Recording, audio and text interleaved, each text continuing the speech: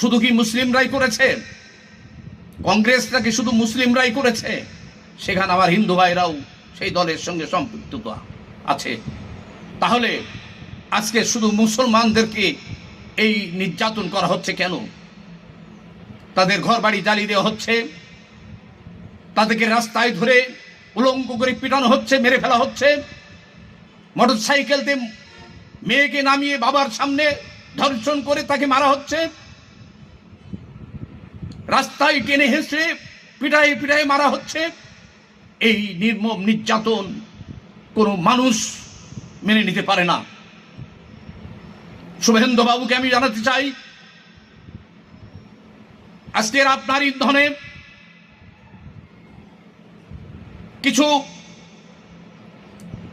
লোক আপনার সঙ্গে থেকে তারাই মৃত্যুর সঙ্গে জড়িয়ে গেছে। আপনাকে কে অধিকার দিয়েছে? এই মানুষ মেরে ফেলে রাজনীতি করার অধিকার আপনাকে কে দিয়েছে? আমরা জানতে চাই।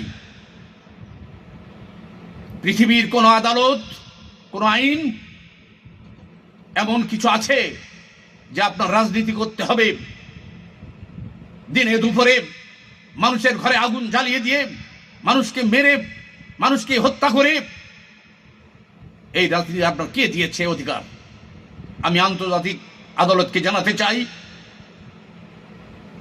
আমি মানব অধিকার কর্মীদেরকে জানাতে চাই,